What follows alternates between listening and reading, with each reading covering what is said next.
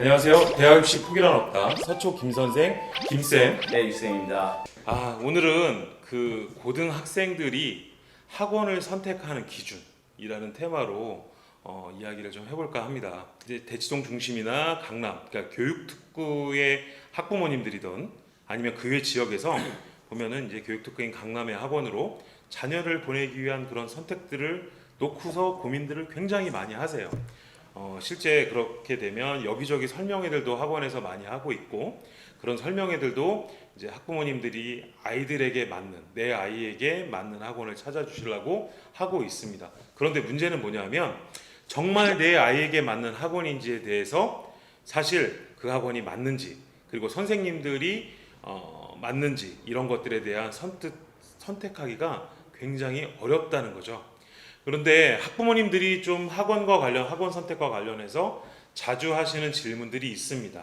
어떤 거냐면, 근데 그 질문들이 정확하진 않아요. 구체적이진 않고 이렇게 질문을 하십니다.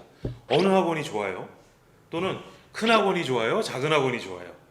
이렇게, 또는 그리고 지금은 내신 학원을 다니고 있는데 수능 학원은 도대체 언제부터 다녀야 되나요? 이렇게 해서 다양하게 무작정 질문을 하시는 경우가 있습니다.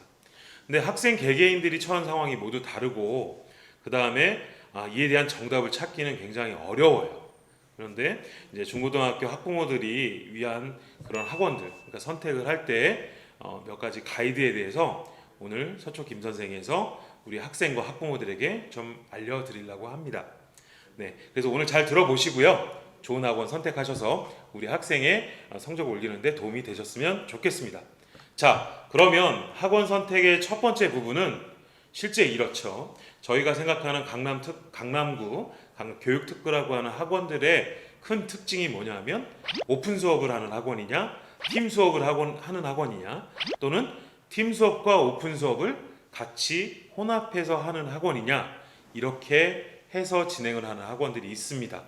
자, 대학 입시 전형이 수시 중심, 특히 학생부 중심 전형으로 변화가 되면서 고등학교 1, 2학년 때는 수능 공부보다는 학교 내신 성적 확보에 더 주력을 하는 학생들이 많은 것 같은데요. 이에 맞추어서 사교육도 학교 맞춤형 내신 수업이 많아지고 보니까 저절로 수업의 형태들이 수강 인원이 적은 쪽으로 소수 정예형으로 해서 수업을 이루는 것이 대세를 이루고 있습니다. 그러면 유쌤, 이렇게 예전에는 대형화되어 있었고 큰 학원들의 추세에서 이 소형화 또는 소수 정예화로 계속된다고 한다면 도대체 학원은 어떻게 전개가 될까요? 글쎄요, 그 학원들 같은 경우는 이제 대형화 전에 같은 옛날 같은 대형화 그 큰 학원들이 네, 어느 지역에 그렇죠. 무슨 학원 하면은 뭐 진짜 네. 큰 학원들이 이제 되게 많았었죠. 그런 큰 학원들이 또 이제 프랜차이즈 사업이나 뭐 그런 쪽으로 또 사업을 진출을 하기도 하고 그랬었는데, 글쎄 그럴 때 하더라도 학원이라는 건 어차피 사업이니까 그렇죠.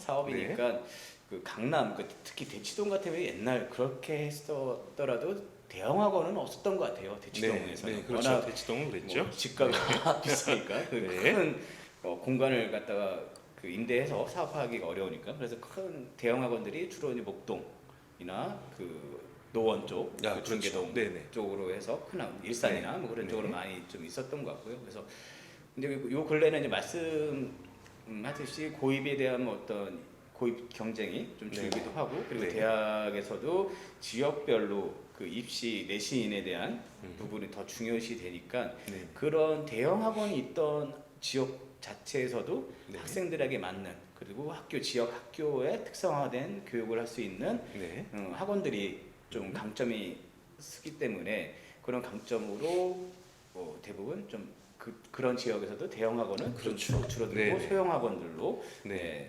변화되는 것 같습니다. 네네네. 그런 추세를 보면은 이제 수업이 그 형태별로 장단점들이 다 있을 것 같은데요. 학생들에게 이 학원을 선택하는 거에 있어서 수업이나 그런 형태나 이런 부분들에 대해서 신중하게 좀 선택을 해야 될 것 같거든요. 그러면 이렇게 저희가 수업형을 좀 나눠봤을 때 장단점은 어떻게 볼 수 있고, 또 학부모님들의 생각이 이러신 부분이 많이 있습니다.